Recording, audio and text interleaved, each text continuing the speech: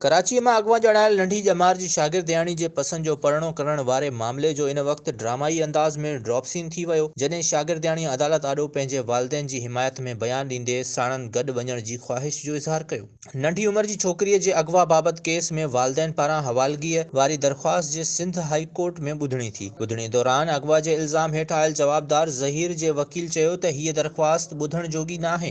Case trial court में हलंदड़ आहे। अदालती हुकुम ते छोकिरीअ खे शेल्टर होम में रखियो वियो आहे ऐं हूअ नाहक कैद में नाहे। जस्टिस इक़बाल कल्होड़ो छोकिरीअ खे रोस्ट्रम ते घुराए सवाल कयो त पुट तव्हांजो नालो छा आहे। छोकिरीअ जवाब में चयो त मुंहिंजो नालो दुआ ज़हरा आहे। मां 7वीं क्लास में पढ़ंदी हुयसि। अदालत में मुंहिंजा पीउ माउ मौजूद आहिनि। मां हिननि सां गॾु वञणु चाहियां थी। ज़हीर अहमद जे वकील चयो त छोकिरीअ खे ॿाहिरि वञण खां रोकियो वञे। जस्टिस इक़बाल कल्होड़ो चयो त हर को पीउ माउ जे घर वञणु चाहींदो आहे। छोकिरी नंढी आहे ऐं शेल्टर में रहण बदिरां पीउ माउ ॾांहुं वञणु चाहे थी।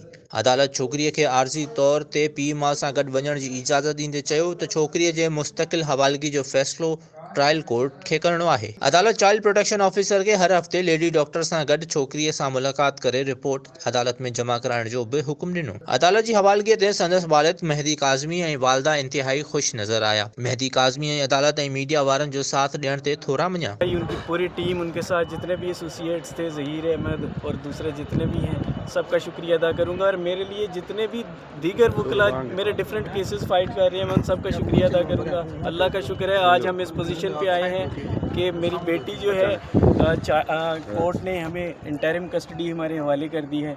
और मैं बहुत शुक्रिया अदा करूंगा आप सब सहाफ़ी भाइयों का।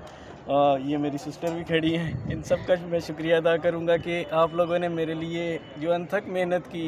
यकीन करें इसके बगैर शायद ये पॉसिबल नहीं था। और एट द एंड वो तमाम लोग जो अपनी दुआओं में हाथ उठा के मेरे लिए दुआएं करते थे, मैं उन सब का, और अभी भी करते हैं, मैं उन सब का शुक्रिया अदा करूंगा।